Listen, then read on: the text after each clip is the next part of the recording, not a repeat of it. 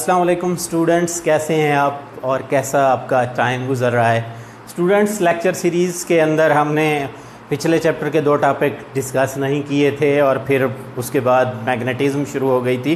तो Wheatstone bridge को आज हम इसके अंदर डिस्कस करेंगे। सबसे पहले डिफ़ाइन आपने करना होगा, इंट्रोडक्शन लिखना होगा कि व्हीटस्टोन ब्रिज क्या होता है, इसको व्हीटस्टोन ब्रिज क्यों कहते हैं, ये किस वजह से यूज़ होता है, इसका वर्किंग प्रिंसिपल क्या होता है, इसकी कंस्ट्रक्शन क्या होती है और व्हीटस्टोन ब्रिज को आप प्रैक्टिकल लाइफ में किन मकासद के लिए यूज़ कर सकते हैं। तो सबसे पहले व्हीटस्टोन एक बंदा है, उसके नाम पे यानी साइंटिस्ट है, उसके नाम के साथ इसको कहा गया है, उसके साथ इसको जोड़ा गया है और चूँकि ये ब्रिज टाइप होता है तो इसलिए इसको व्हीटस्टोन ब्रिज कहा जाता है। इसको डिफ़ाइन करते हैं कि यानी device use to find unknown resistance. इसका काम क्या होता है, अननोन रेजिस्टेंस फाइंड करता है, यानी किसी भी जगह पे अगर आपको रेजिस्टेंस अननोन हो, कोई अननोन रेजिस्टेंस आपको दी गई हो, उसको फाइंड करने के लिए आप इसको यूज़ कर सकते हैं। उसके बाद इसका जो प्रिंसिपल होता है, किस रूल के तहत ये वर्क करता है, कौन सा इसका अपने वर्किंग प्रिंसिपल होता है, तो ये वर्क करता है KVL यानी जो किरचॉफ सेकंड रूल है उसकी बेस पर ये ऑपरेट होता है। इसकी यानी जो कैलकुलेशंस हैं वो किरचॉफ सेकंड रूल की बुनियाद पर की जाती हैं। किरचॉफ सेकंड रूल जो है वो इसके लिए यूज़ होता है। थर्ड चीज़ इसमें होती है कि इसकी कंस्ट्रक्शन क्या होती है, कंस्ट्रक्शन इसको बनाया कैसे जाता है। बेटा ये लैब में हमारे पास अवेलेबल है, ये हमारा प्रैक्टिकल भी होता है, हम वहाँ पे इसके लिए डिस्कस करेंगे इसको। अलबत्ता मैं इसको बनाने के लिए जो जो मेन चीज़ें इसमें लगी होती हैं वो मैं यहाँ पे आपको बता देता हूँ। ये हमारे पास इसके अंदर क्या होता है, 4 रजिस्टर होते हैं।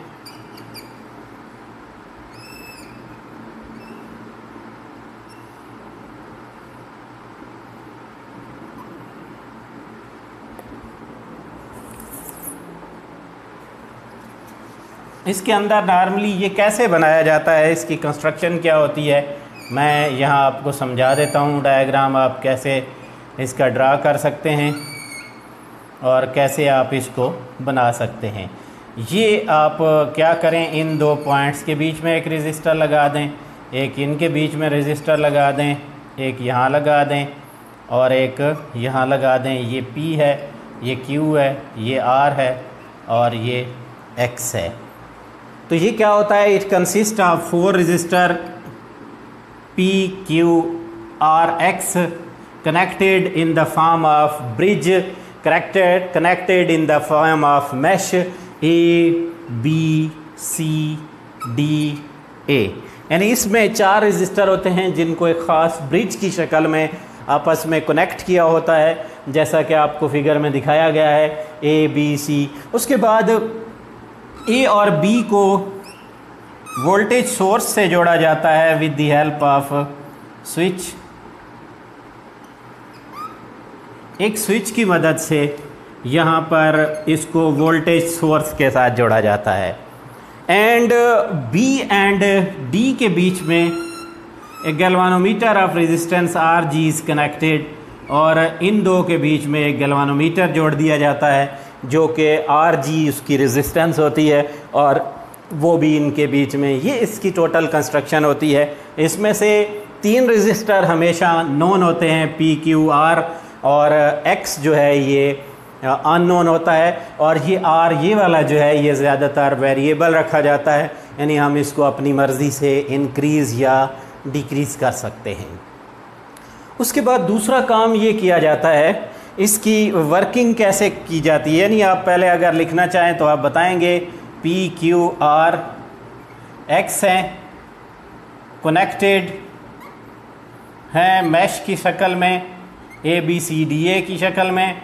उसके बाद A और B पे आपने बैटरी जोड़ी है, समरी लिख रहा हूँ, और आपने C और D के बीच में एक गैल्वानोमीटर कनेक्ट किया है।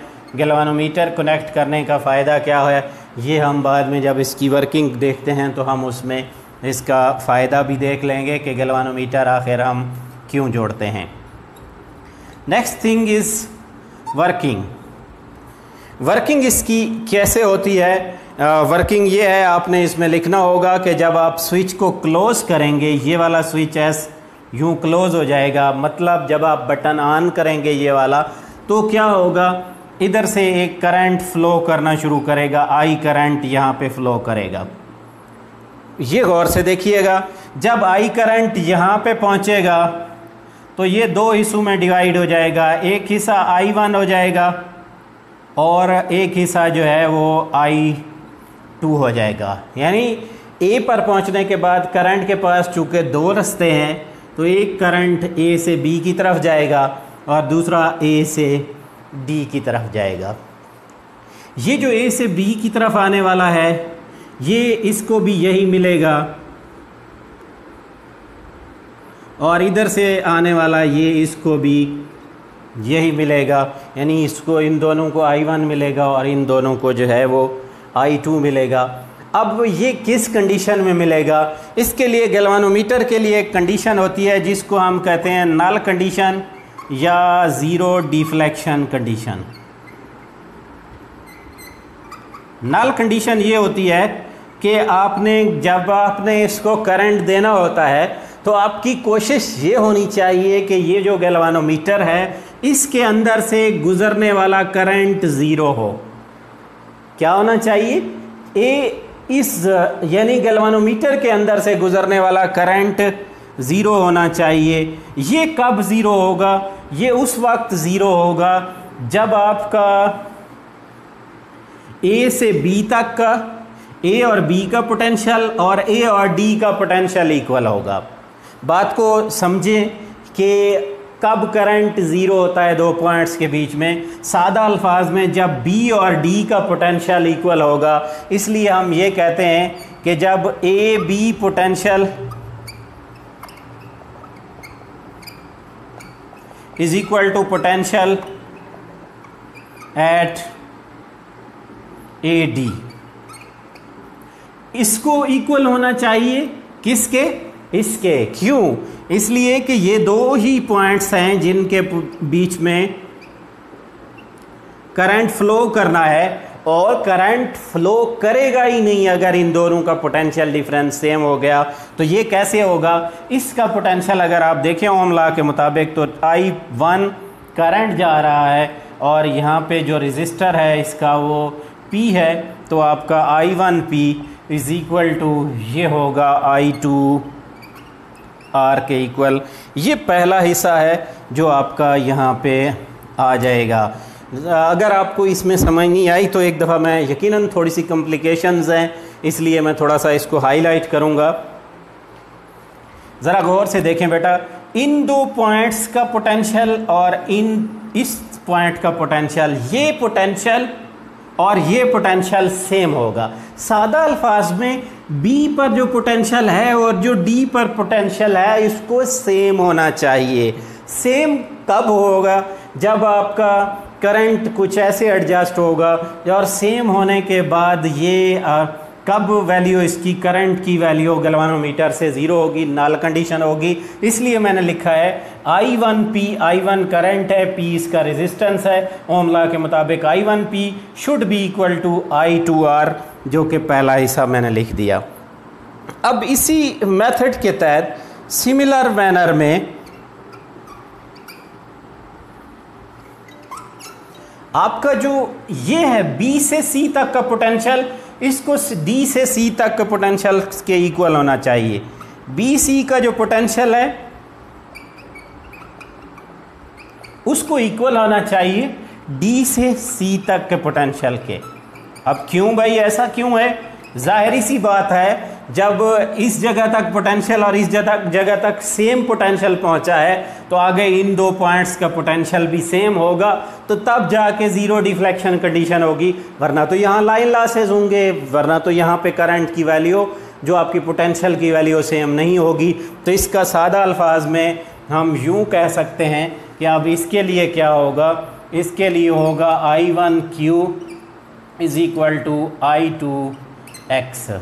ये क्या है भाई, ये वाला हिस्सा है I1Q, ये I1 करंट चूँकि आ रहा है और Q रजिस्टर है तो I1Q इसका पोटेंशियल, और DC जो I1 I2X है, इन दोनों को भी आपस में इक्वल आ जाना चाहिए, इक्वल वैल्यू होनी चाहिए। लास्ट इनको आप क्या करें, पहली इक्वेशन जो आई है जो पहले केस में, उसके ऊपर दूसरी इक्वेशन को आप डिवाइड कर दें। यानी आप ये करें कि I1P divided by I1Q is equal to I2R divided by I2X।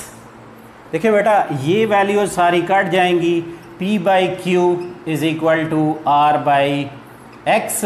अब आपको X ही मालूम करना होता है हमेशा, तो आप क्या करते होते हैं, आप बाकी ये वैल्यूज़ आपको नोन होती हैं और आप अपनी मर्ज़ी से X किस चीज़ के इक्वल होगा, P by Q multiply by 1/R, या क्रॉस मल्टीप्लाई करें और सिंप्लीफाई करें।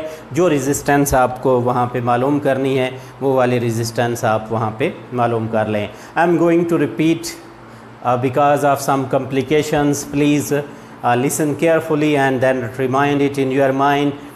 यहाँ पे आपको एक चीज़ यहाँ बताता चलूँ कि फिर से कंस्ट्रक्शन से मैं शुरू करूँगा। हमारे पास इसकी कंस्ट्रक्शन आपने ये लिखनी होगी कि it consist of 4 resistor P, Q, R, X connected in the form of mesh A, B, C, D, A। एक तो मैश की शक्ल में कनेक्ट कर दिए, उसके बाद A and B are connected, A and C, sorry here is something that is mistakenly written, AC is connected to the voltage source, ये नज़र आ रहा होगा आपको, ये वोल्टेज सोर्स से जुड़ा है। And BD is connected to the galvanometer, और B और D को सेंसिटिव गैल्वानोमीटर से जोड़ दिया जाता है। उसके बाद वर्किंग इसकी क्या होती है, सपोज स्विच इज़ क्लोज्ड, आपने स्विच को क्लोज़ किया, I is the current flowing, मैंने कन्वेंशनल करंट लिया है, आपके पास ये करंट यहाँ आएगा, यहाँ आके दो हिस्से, दो रास्ते हैं करंट के पास, दो राहे पे खड़ा है ये करंट, तो ये दो साइडों पे जाएगा। I1 इस तरफ जो जाएगा उसको I1 कहा है, इस तरफ जो जाएगा वो I2 कहा है, और फिर ये पहुँचेगा, ये वाला B पे पहुँचेगा और ये वाला D पे पहुँचेगा। But you have to adjust the resistances in such a way that the current should through the galvanometer should be zero. तो इसको ज़ीरो बनाने के लिए क्या किया जाता है, नल कंडीशन कहा जाता है इसको। इन दो पॉइंट्स के बीच में करंट ज़ीरो होना चाहिए। वो करंट कब ज़ीरो होगा, जब B और D का पोटेंशियल हम इक्वल कर देंगे। तो उसी कंडीशन के तहत हमने क्या किया है, इसका जो पोटेंशियल है AB का उसको इक्वल होना चाहिए AD के। तो मैंने क्या किया, I1P is equal to I2R, P resistor है, I1P I2R इक्वल होना चाहिए। और दूसरा इसी तरह B और C का और D और C का पोटेंशियल इक्वल होना चाहिए। ये आपका दूसरा, इन दोनों को इक्वल हो जाना चाहिए। ये दूसरा आ गया। अब पहली इक्वेशन पे दूसरी डिवाइड की है और आपके पास ये फॉर्म आ गई है। अब आप किसी भी मर्ज़ी से जब भी आप चाहें तो आप अननोन रेजिस्टेंस जो है इसकी मदद से फाइंड कर सकते हैं। This is a device that you can use to find the unknown resistance. आपकी मर्ज़ी होती है अननोन रेजिस्टेंस जब आप फाइंड करना चाहें तो आप फाइंड कर सकते हैं। If you have queries about this topic then you can comment, you can discuss this in this topic in your WhatsApp group. Thanks for watching.